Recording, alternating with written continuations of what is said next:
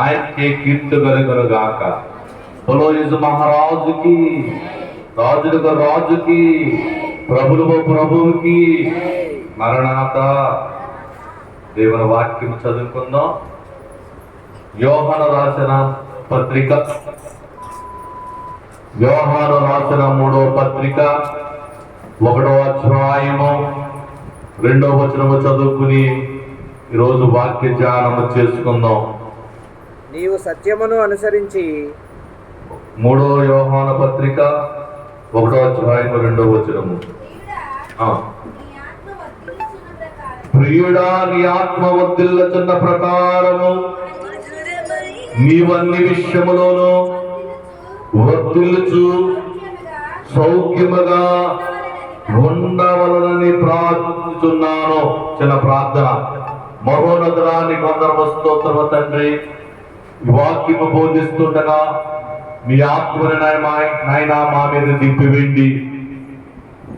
నన్ను, నీ సేవకుడిని నన్ను నీ సిలువ చాటున మరుగుపరుచుకుని మీరే మీ బిడ్డలతో మాట్లాడుమని మంచి బోధకులైన యేసువారి నామమున అడుగుచూ వేడుకుంటున్నాము తండ్రి, ఆమేన్.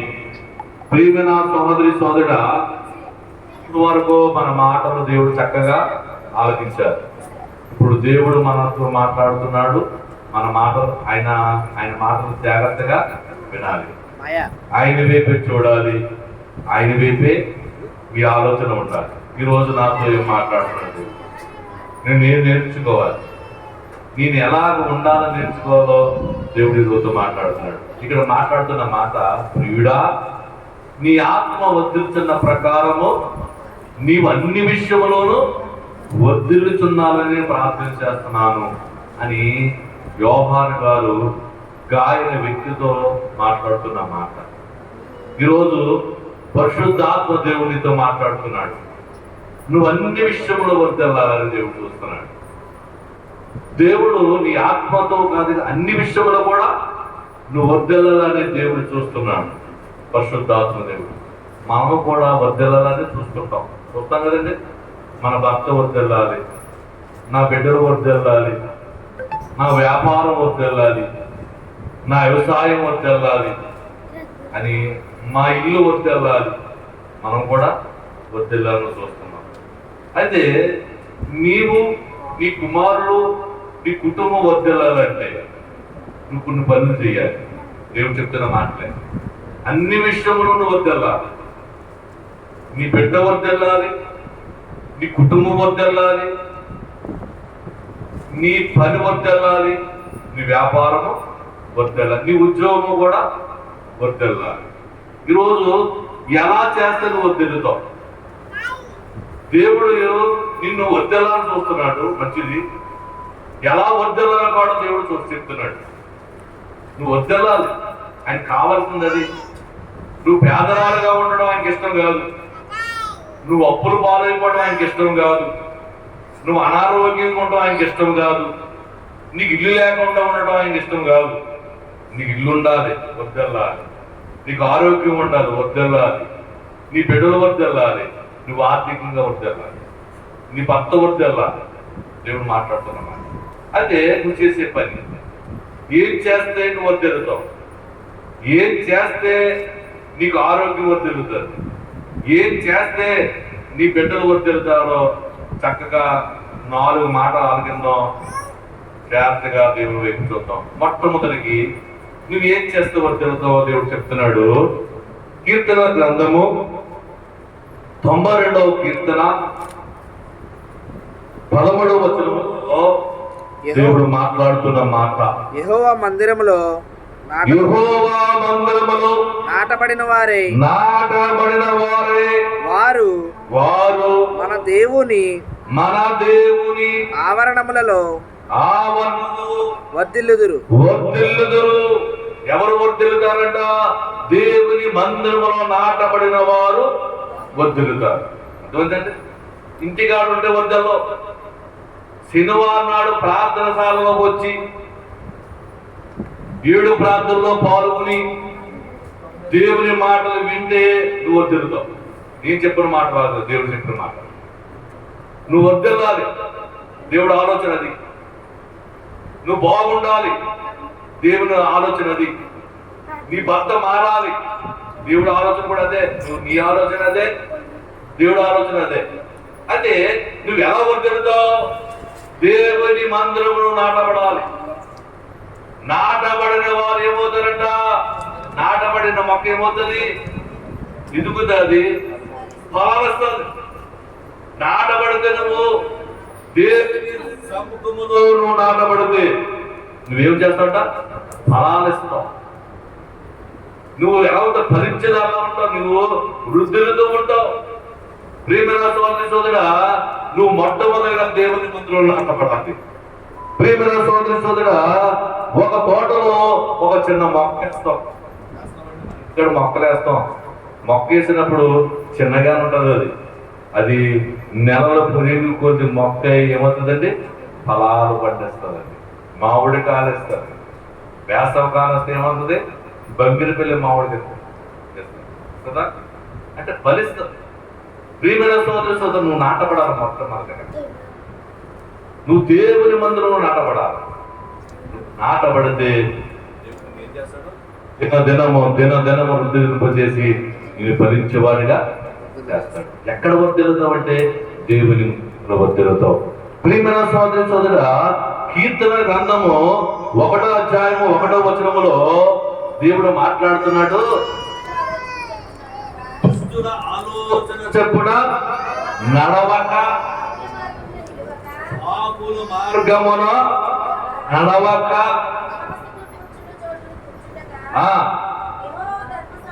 యెహోవా ధర్మశాస్త్రమునందు ఆనందించుచు దివారాత్రులు ధారించేవాడు వాడు ధన్యుడు. నువ్వు ఎక్కడ కూర్చోవాలంట? దేవుని సన్నిధిలో కూర్చోవాలి. అపవాసము లేదా కూర్చోకూడదు, దుష్టుల సహవాసం చేయకూడదు, వాళ్ళతో నడవకూడదు. వాళ్ళతో నువ్వు నడిస్తే నువ్వేమవుతావు? అట్టడికి వెళ్ళిపోతావు.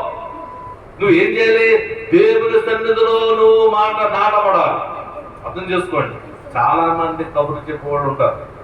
వాళ్ళ గుంపులో తిరిగి మాట్లాడకూడదు. ఏమంటాడు? చెప్తూ దుష్టుల ఆలోచన చెప్పాలి. నువ్వు నడవక. దుష్టులు ఉంటారు చాలా మంది. అలాగే వెళ్దామండి, టీవీ దగ్గర కూర్చుందామనండి, ప్రార్థన. ఎందుకు ప్రార్థన? అంతమాల ప్రార్థన అనేటి జేబు సీరియల్స్ చూద్దాం. నిన్ను దుష్ట ఆలోచనకు నడిపిస్తారు. వాళ్ళ దగ్గర నువ్వు కూర్చోకూడదు. ఇంకేమన్నాడు ఆయన? పాపుల మార్గమును నిలవద్దు. పాపం చేసేవాళ్ళు ఉంటారు, అబద్ధాలు మోసం చేసేవాళ్ళు. రండి, మనం కూడా ఎంతో డబ్బులు ఇస్తాను, నీకు ధనం వస్తుంది, ఒక అబద్ధం ఆడితే డబ్బులు వస్తాయి. నిన్ను పాపం నడిచేవారు. నువ్వు పాపం వైపు నడవక ఎక్కడ కూర్చోవాలంట? దైవ సన్నిధిలో కూర్చుంటే నువ్వు వర్ధిల్లుతావు. రోజు ఇంకా నువ్వు కీర్తన గ్రంథము 16వ అధ్యాయము 11వ వచనములో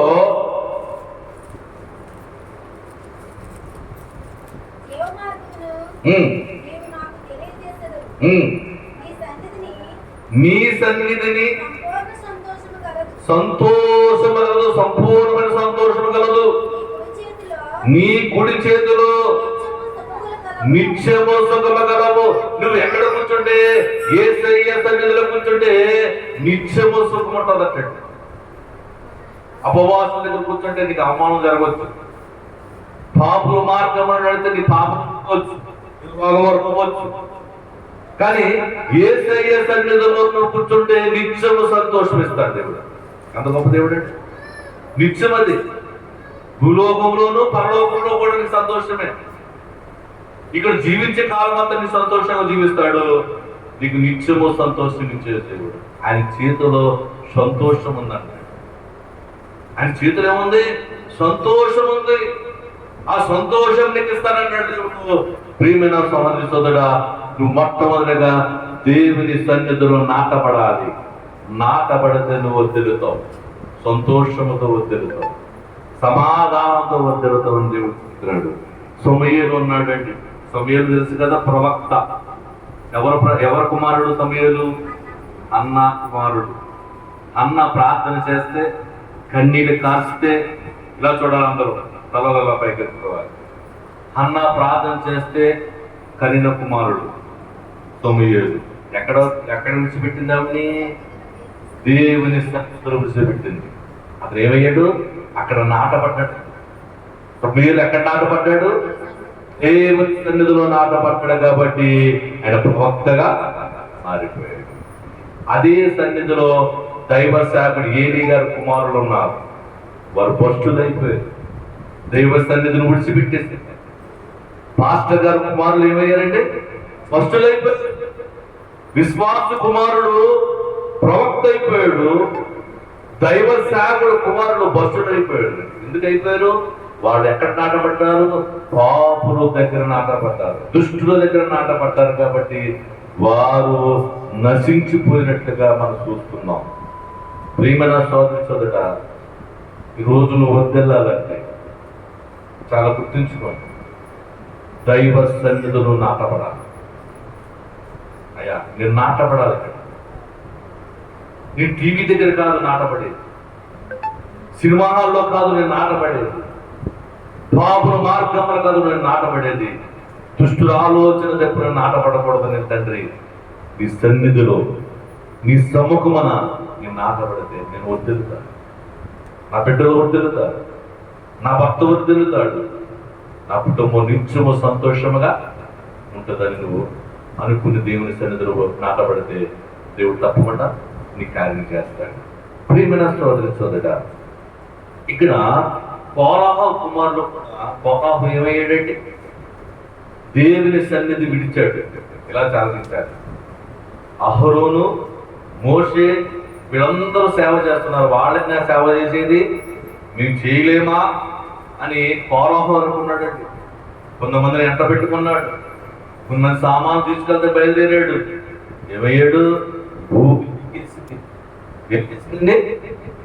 మింగేసింది. ప్రియమైన సోదరుడా, దేవునికి దూరంగా ఉంటే నువ్వేం చేయలేవు. దేవుని సన్నిధిలో నాటబడితేనే నువ్వు వర్ధిల్లుతావు, నీ రోగం పోయేది. ప్రియమైన సోదరుడా, రెండోది ఎక్కడ వర్ధిల్లుతావు అంటే, ప్రియమైన సోదరుడా ఇక్కడ అంటున్నాడు 122వ కీర్తన 7వ అధ్యాయము 122వ కీర్తన 7వ వచనం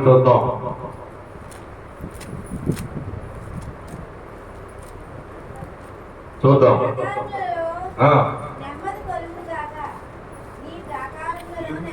యెరూషలేమా, నిన్ను ప్రేమించే నీ ప్రకారము నెమ్మది కలుగును గాక, నీ నగరము క్షేమముండను. చెప్పాడు, యెరూషలేమా నిన్ను ప్రేమించే వారు వదిలుతారు. ఏం చేస్తారు? యేసయ్యని ప్రేమించిన వారు వదిలుతారు. యేసయ్య మందిరాన్ని ప్రేమించేవారు వదిలుతారు. ప్రేమించాలి. నువ్వేం చేయాలి? కష్టంగా రాకూడదు, ప్రేమతో రావాలి. ప్రేమించే వాళ్ళు ఏం చేస్తారు? త్వరగా బయలుదేరడానికి సిద్ధపడతారు. ప్రేమించాలి. ఆయన సన్నిధిలో నువ్వేం చేయాలి? నాటపడాలి. రెండోది ఆయన సన్నిధిని ప్రేమించాలి. ఎవరు వర్ధిల్లుతారు? యెరూషలేముని ప్రేమించేవారు వర్ధిల్లుతారు. యెరూషలేమనగా దేవుని మందిరము, దేవుని సముఖమునున్న దేవుని నివాసమును ప్రేమించేవారు వర్ధిల్లుతారు. ప్రియమైన కీర్తన గ్రంథము 52వ కీర్తన 8వ వచనము,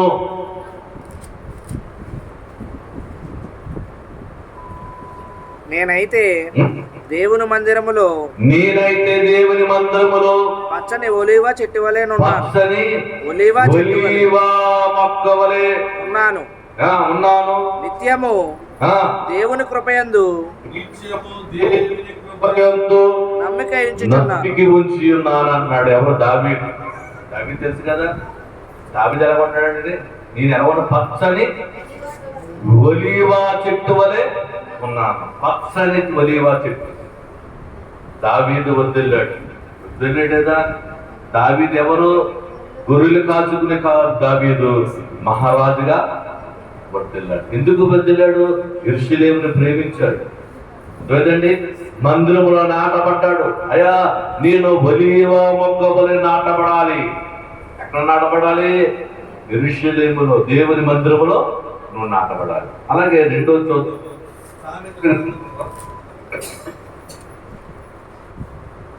ఆదికాండము 2వ అధ్యాయము 18వ వచనము.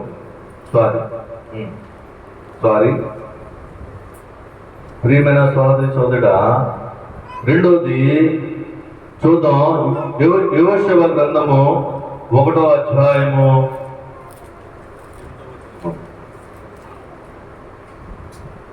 1వ గ్రంథము 1వ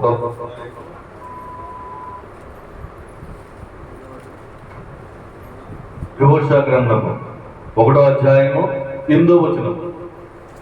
ఈ ధర్మశాస్త్ర గ్రంథమును నీవు బోధింపక తప్పిపోకూడదు. ఈ ధర్మశాస్త్ర గ్రంథమును తప్పిపోకూడదు. దానిలో రాయబడిన వాటన్నిటి ప్రకారము చేయుటకు నీవు జాగ్రత్త పడినట్లు దివారాత్రము దాన్ని ధ్యానించిన ఎడల నీ మార్గమును వర్ధిల్ల చేసుకుని చక్కగా ప్రవర్తించదవు. వర్ధిల్ల చేసుకుని చక్కగా ప్రవర్తించదవు.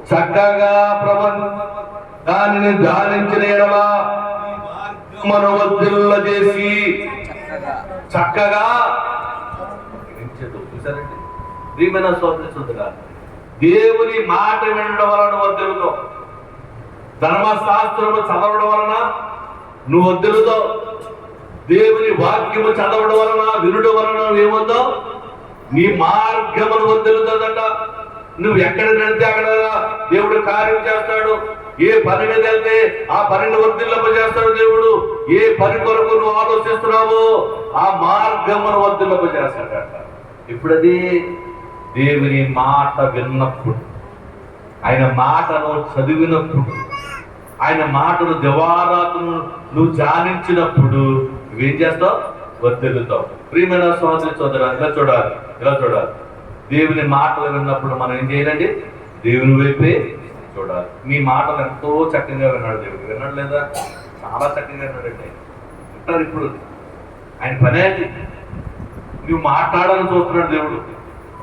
నీ మాటలు ఆయన ఆలకించాలని ఇష్టం, ఆయన ముచ్చట. నీవు కూడా ఆయన మాటలు వినాలి. ఇక్కడ అంటున్నాడు, నా మాటలు విన్నవాడు వర్ధిల్లుతాడు. ధర్మశాస్త్రమును ధ్యానించేవాడు తన మార్గములను ఏం చేస్తున్నాడు? వర్ధిల్లపజేస్తానని అంటున్నాడు దేవుడు.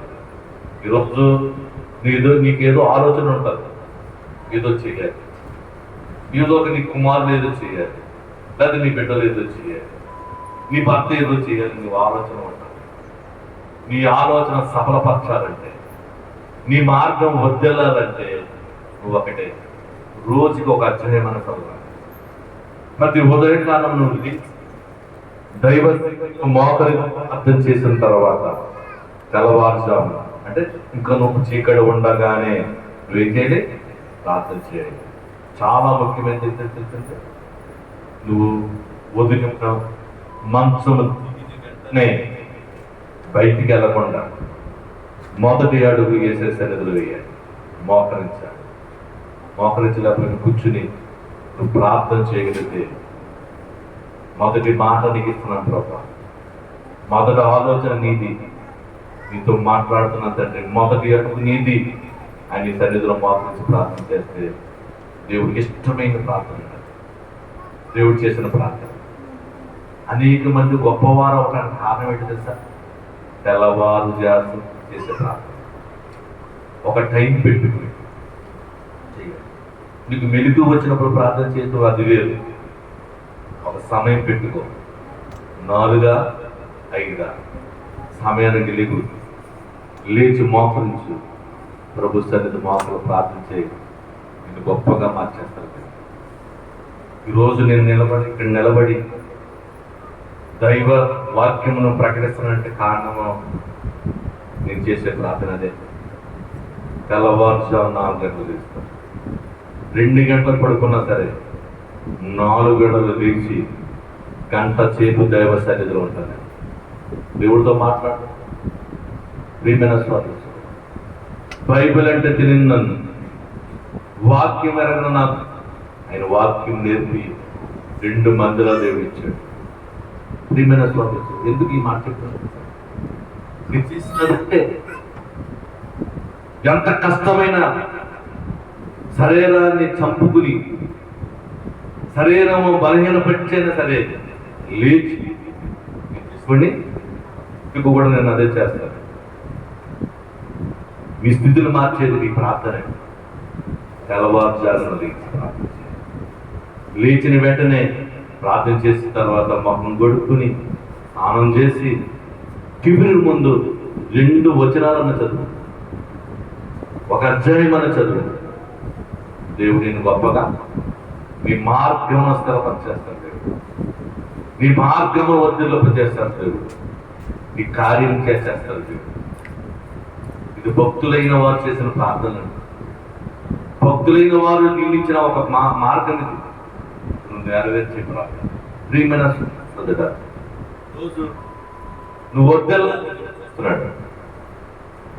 ఈరోజు నీ కుటుంబం వర్ధిల్లాలి, నీ బిడ్డలు వర్ధిల్లాలి, నీ భర్త వర్ధిల్లాలి, నీకు అన్ని విషయంలో వర్ధిల్లాలి దేవుడు చూస్తున్నాడు. నువ్వేం చేయాలి? దైవ సన్నిధిలో నువ్వు నాటబడాలి. దైవ సన్నిధిలో నువ్వు నాటబడితే నువ్వు వర్ధిల్లుతావు. రెండోది, దేవుని మాటలు వింటే వేదనతో వర్ధిల్లుతో. దైవ సన్నిధి మాటలు వింటే. ప్రియమైన సోదరి సోదరుడా, ఇక్కడ ప్రియమైన సోదరులు కొందరు అంటున్నారు, ఇక్కడ మార్గములను స్థిరపరుస్తారంటున్నాడు దేవుడు. విలియం కేర్ గారు, విలియం కేర్ అనేక భాషల్లో మార్చిన దేవుడు వాడు. విలియం కేర్ ఎక్కడైనా ఇతర దేశము నుంచి వచ్చి నీకు తెలుగులో కూడా అచ్చివేసింది ఆయన. సోదరా, ఇక్కడ కాండము 2వ అధ్యాయము 1వ వచనం చూద్దాం. ద్వితీయోపదేశ కాండము 2వ అధ్యాయము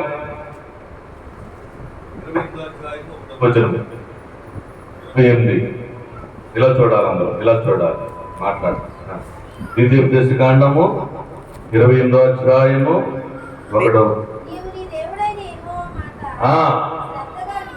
నీ దేవుడిని యెహోవా మాట శ్రద్ధగా విని నేడు నీకు ఆజ్ఞాపించుతున్న ఆజ్ఞలన్నిటినీ అనుసరించి నడుచుకుని ఎడల నీ దేవుడిని యెహోవా సమస్త జనుల కంటే చూసారంటే యేసయ్య మాటలు వింటే నీ ఈదులో ఉన్న జనం కంటే నీ చించేస్తున్నాడు దేవుడు. వింటే చాలు, వినకుండా చేస్తాను సామాన్యంగా. చాలా జాగ్రత్తగా ఉండాలి. నువ్వు గమనించుకోవాలి. నీ మందిరం ఉన్నాను కదండి, సాధన వస్తుందంటే వస్తుంది. దేవుడి పని ఎక్కడ జరుగుతుంది అక్కడ ఉంటాడు, వస్తాడు. మందిరం పక్కనే పాకేస్తాడంట ఎవడో, మన వాడు పాకేస్తాడంట. మన ఫ్రెండ్ రా వాడు పిండిలు కడతాడంట, మనం చెడగొడతాడు. నింద ఒక యేసయ్య అన్న మాట, దేవదాసయ్య గారు అన్న మాట ఒక నింద 100 దీవెనలు అంటారు. అది అవుతుందంటే మనం వస్తుంటే చాలా మంది విమర్శించారు. దేవుడు పని చేస్తుంటే సాధారణంగా కూడా పక్కన చేస్తూ ఉంటాడు. విజయము దేవుడికి సాధారణంగా చాలా చేస్తుంటాడు. అన్నింటికి విజయం ఇవ్వడు దేవుడు. ప్రియమైన సోదరి సోదరా, ఈరోజు దేవుడు నీతో మాట్లాడడానికి సిద్ధపడుతున్నాడు. నువ్వు వర్ధిల్లాలని దేవుడు చూస్తున్నాడు. ఎలా వర్ధిల్లుతావు? నీ గృహము కట్టుకోవాలంటే, నీ వ్యాధి పోవాలంటే, నువ్వు వర్ధిల్లాలంటే ఏం చేయాలి? మొట్టమొదటిగా దైవ సన్నిధిలో నాటబడాలి. రెండోది, దేవుని వాక్యమును నువ్వు శ్రద్ధగా వినాలి. అప్పుడు దేవుని కార్యం చేస్తాడు. మూడవది ఏం చేస్తాడు? సామెతల గ్రంథము 14వ అధ్యాయము 11వ వచనములో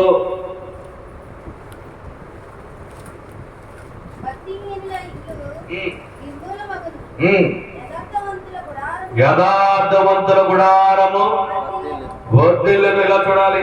ప్రియమైన సోదరి సోదరుడా, ఎవరు వర్ధిల్లుతారట? నీతిమంతుల గుడారం. ఎవరండి? యథార్థవంతుల గుడారము వర్ధిల్లుతున్నది. ఇలా చూడాలని దావిది గారు, ఇలా చూడాలి.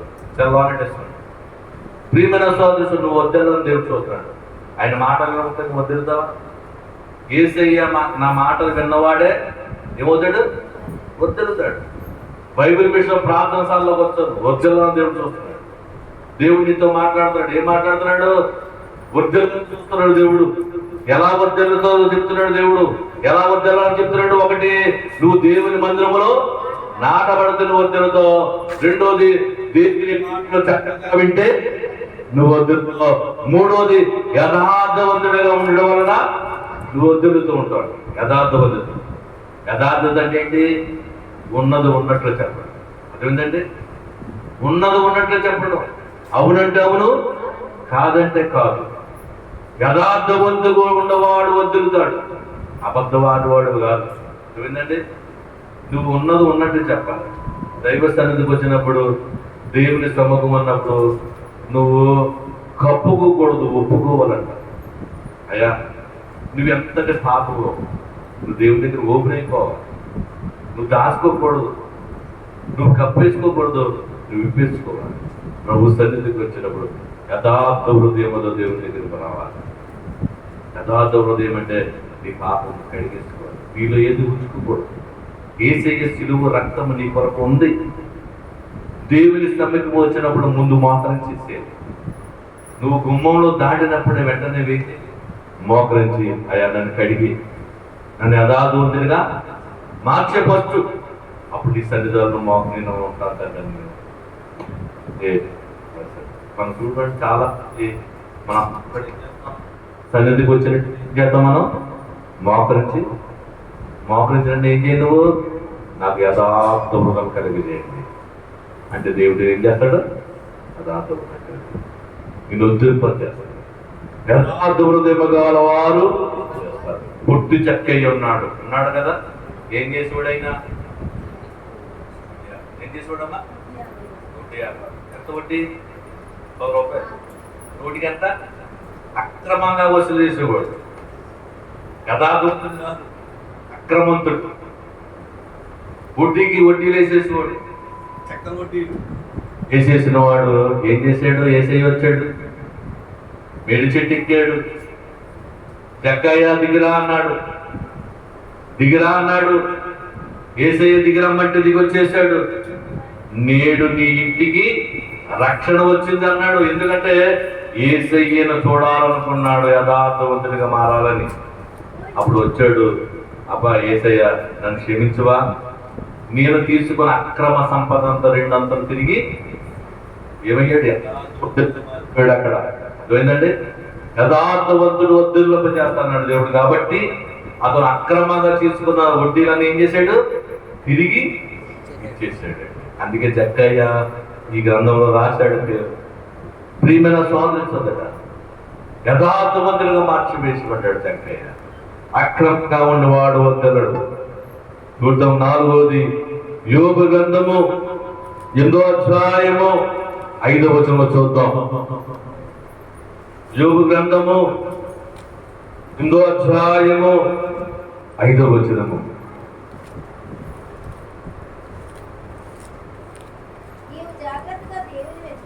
నీవు జాగ్రత్తగా దేవుని ఎదుగిన ఎడల సర్వశక్తుడవు దేవుని ప్రతిపాలకుని నీవు పవిత్రుడవై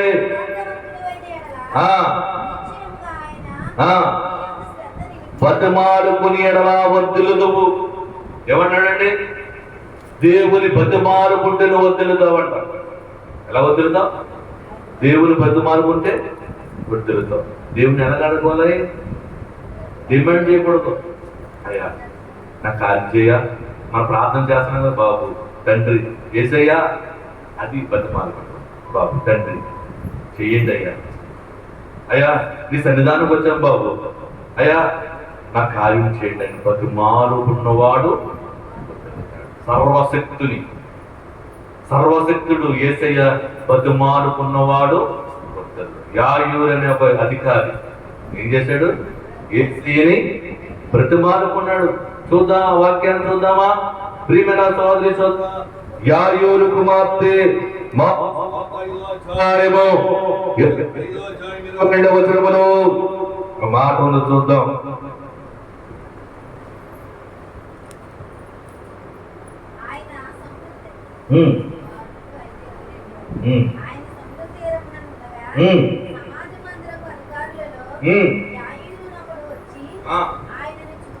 ఆయనను చూచి ఆయన పాదముల మీద పడి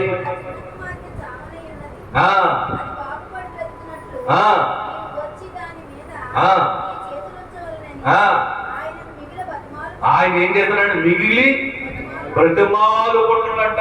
ఎవరైనా అధికారి, సమాజపు మందిరం అధికారి, ఆ అధికారి, గొప్ప అధికారి యేసయ్య పాదాల దగ్గర వచ్చి బతిమాలు కొట్టాడట. ఆయన పాదముల మీద పడి ఏం చేస్తున్నాడు? బతిమాలు కొట్టు. ప్రియమైన సోదరి సోదరుడా, ఆ అధికారి, ఆ చిన్నది 12 సంవత్సరాల వయసు, చావు బ్రతుకులో ఉందండి. యవ్వన వయసులోకి రాబోతుంది, యవ్వన దశలోకి రాబోతుంది కుమార్తె. ఈలోపు ఏమైంది? మరణకరమైన వ్యాధి వచ్చింది. అనేక హాస్పిటల్ తిరిగాడు, అనేక మంది దగ్గరికి వెళ్ళాడు. సుఖం లేదని అంటున్నారు, మేము ఏమి చేయలేమంటున్నారు, మా చేతులు దాటిపోయింది అంటున్నారు, బతకదు అంటున్నారు. అందుకని ఇంట్లో కూర్చోబెట్టుకుని ఏం చేయాలని ఆలోచిస్తుంటే యేసయ్య గుర్తుకొచ్చాడు. సర్వోన్నతిని బతిమాలుకుంటే, ఇలా చూడాలి, సర్వోన్నతిని పాదాల దగ్గరికి వెళ్ళి బతిమాలుకుంటే నా కుమార్తె బతుకుతుందని అతనికి జ్ఞానోదనం యేసు దగ్గరికి వచ్చాడు.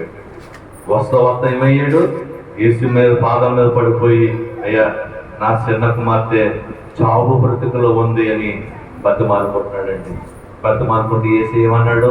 నెక్స్ట్ వచనంలో చూడండి, ఆయన అతనితో కూడా వెళ్ళాను. చూసారండి, ఎప్పుడైతే నువ్వు బతిమాలుకుంటే ఈ కోటకు వచ్చి నేను దిగంపజేస్తాడు. ప్రియమైన సహోదరి సోదరా, రోజు నువ్వు వర్ధిల్లాలని దేవుడు చూస్తున్నాడు.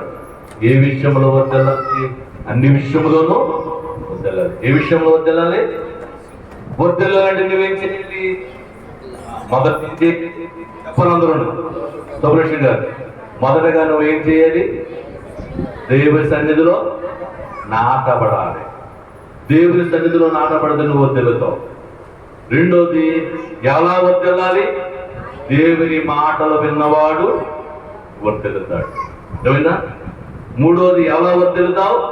యథార్థ హృదయం గలవాడు వర్ధిల్లుతాడు. నాలుగోది ఎలా వర్ధిల్లుతావు? ఆయన సమ్ముఖముకు వచ్చి సర్వోన్నతిని పాదాల దగ్గర పడి బతిమాలుకుంటే 4 విషయాలు మనం గుర్తించుకోవాలి. ఒకటి, ఏం చేయాలి?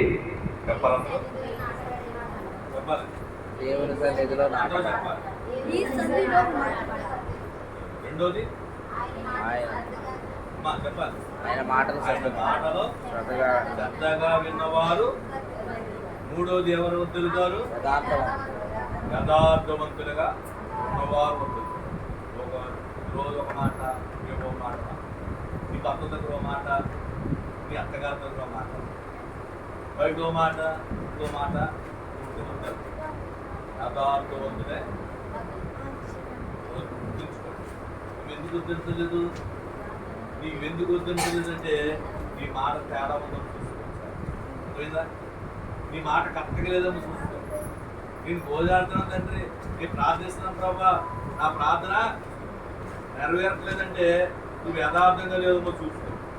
దేవుడు అంటున్నాడు, యథార్థవంతుడు. నాలుగోది, ఎవరు వర్ధిల్లుతారు?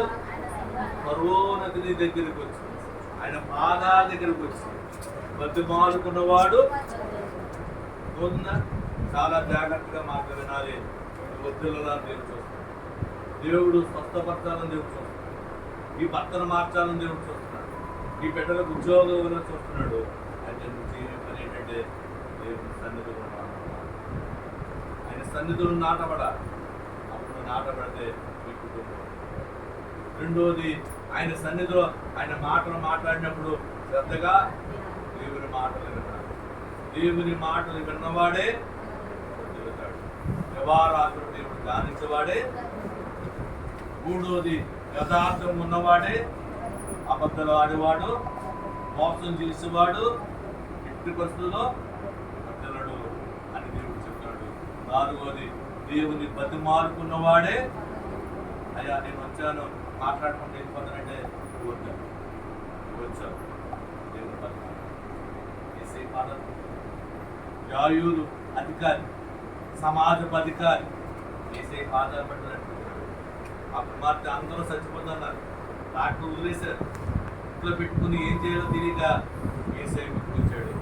ఏసే పాదాల దగ్గరికి వచ్చి ఆయన బతిమాలు, అయ్యా నిశ్చితమైతే నా కుమార్తె ముట్టు, నా కుమార్తెని ముట్టుకుంటే నా కుమార్తె బ్రతుకుతుందని నమ్మకంతో వచ్చాడు. నమ్మకంతో వచ్చాడు అధికారి.